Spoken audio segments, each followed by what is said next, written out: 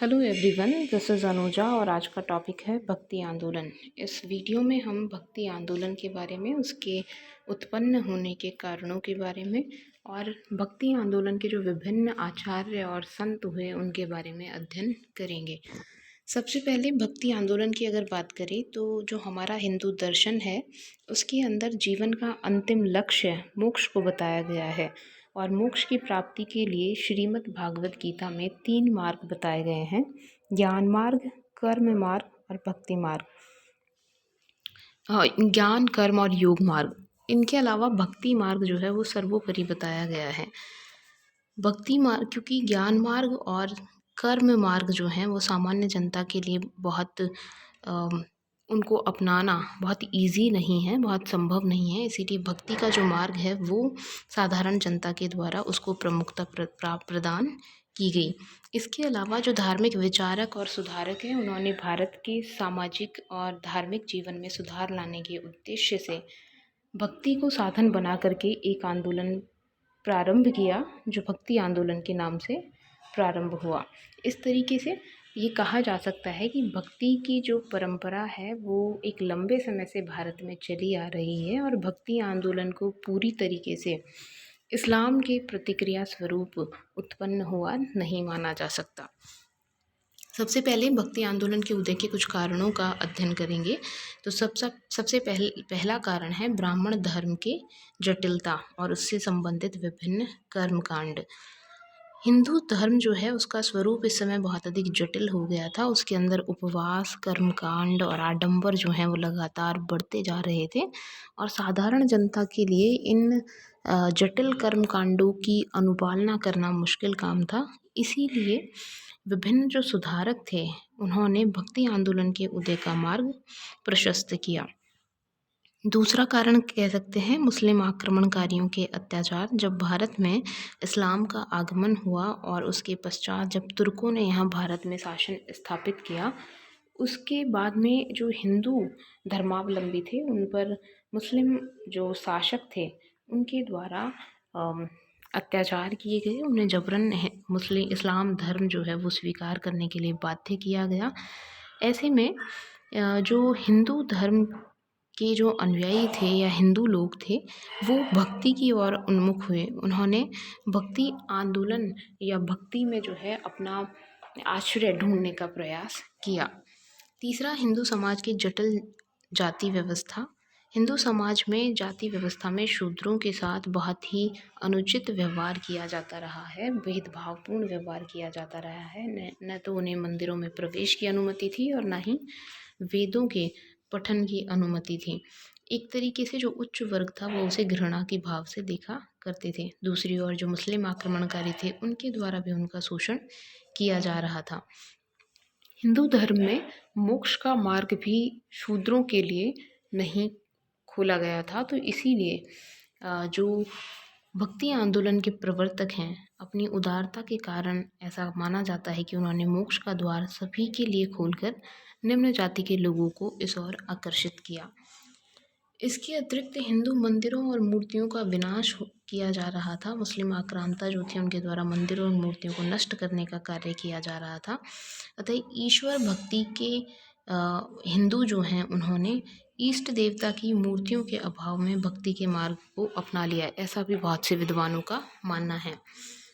निम्न जातियों के साथ सामाजिक भेदभाव किया जाता था, इसीलिए बहुत सी जातियां जो हैं निम्न जातियां जिन्हें कहा जाता था वो इस्लाम की ओर आकर्षित हो रही थी और हिंदू धर्म में जो ये नकारात्मक प्रभाव पड़ रहा था उसको दूर करने के लिए, उससे सुरक्षित करने के लिए भक्ति आंदोलन जो है उसका प्रारंभ हुआ ताकि हिंदू धर्म में ऐसे सुधार किए जा सकें जिससे हिंदू धर्म के लोगों को इस्लाम अपनाने से रोका जा सके। इस्लाम धर्म का प्रभाव। इस्लाम धर्म में जो है जाति प्रथा का कोई स्थान नहीं था और भक्ति आंदोलन जो है उसके सभी जितने भी संत हुए सभी के सभी जाति प्रथा के विरुद्ध थे।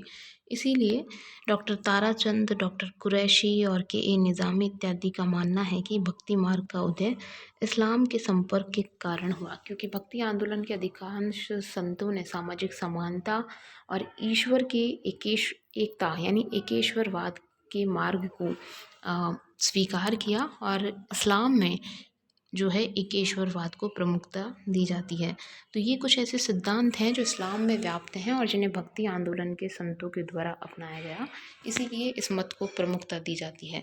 परंतु हिंदू समाज में एकेश्वरवाद का सिद्धांत शंकराचार्य के समय में भी प्रचलित था। तो ये पूरी तरीके से एक प्रभाव ज़रूर पड़ा, लेकिन पूरी तरीके से ये विचार जो हैं इस्लाम से आए हों ऐसा नहीं था। सूफ़ी संतों का योगदान। जो सूफ़ी संत थे वो इस्लामिक रहस्यवाद को मानने वाले थे और कट्टरपंथी नहीं थे इस्लाम के अनुयायियों के समान। इसीलिए इन्होंने हिंदू जो थे उन्होंने भी बड़े मनोयोग से उनके धार्मिक प्रवचनों और दार्शनिक विचारों को सुना और उनमें भी मुसलमानों के प्रति सहनशीलता की भावना उत्पन्न हुई।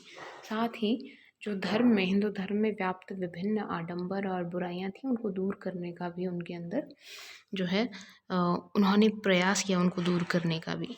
इसीलिए इन्होंने भी कहा जा सकता है कि सूफी संतों ने भी भक्ति आंदोलन के उदय में अपना योगदान दिया। अलवार व नयनार संतों का योगदान। ये दक्षिण भारत में शैव धर्म और वैष्णव धर्म को मानने वाले संत थे। इनमें अलवार जो थे वे संत थे जो विष्णु की आराधना में भक्ति गीतों की रचना करते थे और सामान्य जन में इन भक्ति गीतों के माध्यम से विष्णु की भक्ति को लोकप्रिय बनाते थे। नायनार संत जो थे वो शैव धर्म को मानने वाले थे, शैव संप्रदाय से थे और शिव की आराधना में उन्होंने भी भक्ति गीतों की रचना की और सामान्य जनता में इन भक्ति गीतों के माध्यम से शिव की भक्ति का प्रचार किया। इनका धर्म जो था बहुत सरल था। भक्ति आंदोलन में ईश्वर के प्रति संपूर्ण आत्मसमर्पण का भाव प्रमुखता रखता है। इसके अतिरिक्त बहुत अधिक कर्म कांड जो हैं वो भक्ति आंदोलन में या भक्ति मार्ग में नहीं अपनाए जाते। तो साधारण जनता के लिए ये ईश्वर की प्राप्ति का सरलतम मार्ग सुझाया गया।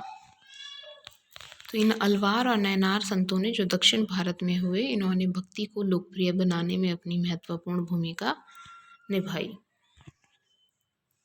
भक्ति आंदोलन के जो प्रवर्तक संत थे उनमें दो परंपराएं मानी जा सकती है, एक आचार्य परंपरा और दूसरी संत परंपरा। आचार्य परंपरा में रामानुजाचार्य, माधवाचार्य, वल्लभाचार्य जैसे जो आचार्य थे उन्होंने भक्ति को एक दार्शनिक आधार प्रदान किया और संत परंपरा में कबीर, मीरा, सूरदास, तुलसीदास, ज्ञानदेव, नामदेव, गुरु नानक जैसे जो संत थे उन्होंने आध्यात्मिक अनुभव के द्वारा इस भक्ति की परंपरा को आगे बढ़ाया। सबसे पहले शंकराचार्य की बात करते हैं। इनके द्वारा दक्षिण भारत में 8वीं सदी के लगभग इस महान दार्शनिक शंकराचार्य का उदय हुआ और इन्होंने अद्वैतवाद का प्रतिपादन किया। इनका मानना था कि जीव और ईश्वर में कोई अंतर नहीं है और जो अंतर दिखाई देता है वो मिथ्या है और माया के कारण हमें दिखाई देता है। यदि माया और अज्ञान का अंत हो जाए तो जीव और ईश्वर की एकता जो है वो स्पष्ट रूप से उभर करके सामने आ जाती है। शंकराचार्य ने उपनिषदों से ज्ञान की प्राप्ति, उपनिषदों के आधार पर ज्ञान जो है उसको बहुत अधिक महत्व प्रदान किया। इसीलिए इनका मार्ग जो था वो इतना लोकप्रिय नहीं हुआ, क्योंकि ये ज्ञान मार्ग जो है वो साधारण लोगों की समझ से परे था। रामानुजाचार्य भक्ति आंदोलन के जो प्रारंभिक प्रचारक थे उनमें वैष्णव आचार्य रामानुज भी थे। इन्होंने सगुण ईश्वर की उपासना पर बल दिया। रामानुज जो थे वो कांजीवरम के निवासी यादव प्रकाश के शिष्य थे। बाद में चलकर इन्होंने यमुनाचार्य जो थे उनसे भी शिक्षा प्राप्त की। रामानुजाचार्य ने विशिष्टाद्वैतवाद का प्रतिपादन किया। ये बहुत बार पूछा जाता है कि विशिष्टाद्वैतवाद का प्रतिपादन किसने किया या रामानुजाचार्य का मत कौन सा था। इनका जो संप्रदाय था उसे श्री संप्रदाय कहते हैं और इन्होंने शंकराचार्य के एकेश्वरवाद और मायावाद का खंडन करना अपना उद्देश्य बनाया और वेदांत दर्शन या उपनिषदों का जो दर्शन है उसके अंदर जो भक्ति है उसका प्रतिपादन किया। रामानुज ने बहुत सारी रचनाएं की। वेदांत सारम, वेदांत संग्रहम, वेदांत दीपक, भगवत गीता की टीका और श्री भाष्य जो कि ब्रह्म सूत्र की टीका है। ये इनकी प्रसिद्ध रचनाएं हैं और बहुत बार परीक्षाओं में इनकी रचनाओं 1 या 2 रचनाएं लिखने के लिए भी कहा जाता है। रामानुज जो हैं उन्होंने ईश्वर के साथ ही साथ जीव और जगत के अस्तित्व को भी स्वीकार किया। इन्होंने प्रपत्ति का मार्ग जो है वो सुझाया। प्रपत्ति का तात्पर्य है ईश्वर में संपूर्ण अपना आत्मसमर्पण कर देना। इसके बाद में माधवाचार्य का जन्म 1197 ईस्वी में कन्नड़ जिले के उडुपी नगर में एक ब्राह्मण परिवार में इनका जन्म हुआ और इन्होंने युवावस्था में ही संन्यास ले लिया था। माधवाचार्य जो हैं वो भी रामानुज की भांति विष्णु के उपासक थे। हालांकि उन्होंने ब्रह्म संप्रदाय की स्थापना की और द्वैतवाद का जो सिद्धांत था उसका प्रतिपादन किया। द्वैतवाद से तात्पर्य है कि उन्होंने कहा कि जीव और ईश्वर जो है उन दोनों की सत्ता अलग अलग हैं, यानी वो दो अलग अलग अस्तित्व रखते हैं। और इनका मानना है कि जो समस्त पदार्थ है उनका मूल कारण परमात्मा ही है और उसी से सारा जगत उत्पन्न हुआ है, लेकिन दोनों की अलग अलग सत्ता है, दोनों एक नहीं है। इनका वास्तविक नाम स्वामी आनंद तीर्थ था। इन्होंने भी ऋग्वेद का भाष्य लिखा और ब्रह्म सूत्र का अणुभाष्य इनके द्वारा लिखा गया। इन्होंने बहुत से संतों से शास्त्रार्थ किया जिसका उद्देश्य था भगवत भक्ति या भगवान की भक्ति का प्रचार करना, वेदों की प्रामाणिकता को सिद्ध करना, मायावाद का खंडन और मर्यादा का संरक्षण। इसके बाद तीसरे प्रमुख आचार्य हुए वल्लभाचार्य। वल्लभाचार्य का जन्म बनारस में हुआ, उस समय की काशी में, और इनके ये मूलतः दक्षिण भारत के ही थे, लेकिन इनके पिता उस समय तीर्थ यात्रा के लिए उत्तर भारत में आए थे, तो वहाँ पर रहते हुए इनका जन्म हुआ।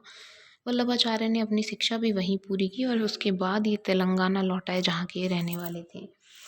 इन्होंने बाद में पुनः वृंदावन में आकर के ये बस गए और यहीं पर इन्होंने अपने दर्शन संप्रदाय की स्थापना की जिसे शुद्धाद्वैतवाद कहते हैं।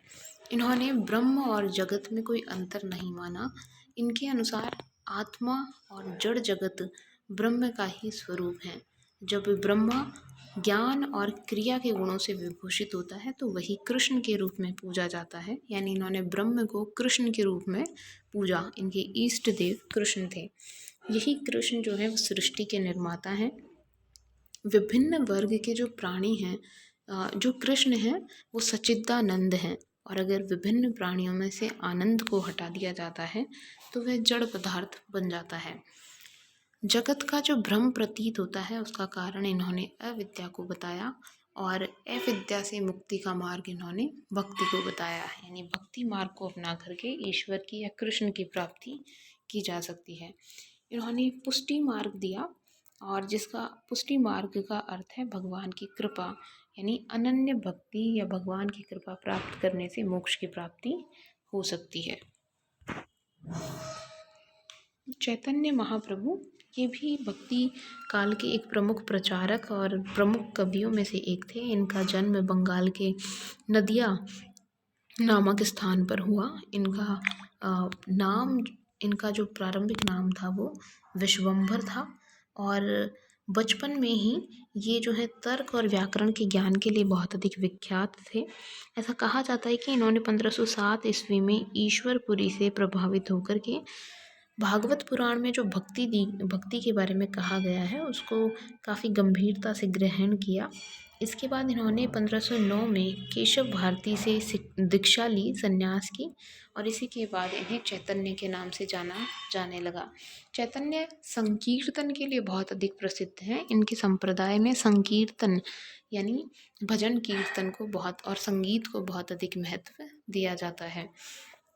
इन्होंने संकीर्तन को लोकप्रिय बनाया और आगे ये चलकर उड़ीसा के जगन्नाथ मंदिर जो पुरी में है वहाँ पर चले गए और वहीं इन्होंने कुछ समय तक भ्रमण करते हुए अपने विचारों का और कृष्ण की जो भक्ति है उसको लोकप्रिय बनाने का कार्य किया। चैतन्य का जो संप्रदाय है उसको गौड़ीय संप्रदाय कहा जाता है और इनकी मृत्यु के बाद में जो इनके अनुयायी थे उन्होंने चैतन्य महाप्रभु को ही कृष्ण का अवतार माना और उन्हें गौरांग महाप्रभु के नाम से उनकी ही पूजा की जाने लगी। इन्होंने राजनीतिक अस्थिरता के उन दिनों में हिंदू मुस्लिम एकता की सद्भावना को बल दिया और जाति पाति ऊंच नीच की भावना को दूर करने की भी शिक्षा दी। इस तरीके से चैतन्य महाप्रभु जो थे उन्होंने भी भक्ति आंदोलन या भक्ति की जो धारा थी उसको प्रवाहित करने में अपना महत्वपूर्ण योगदान दिया। अब नेक्स्ट हम संत परंपरा के बारे में नेक्स्ट वीडियो में अध्ययन करेंगे।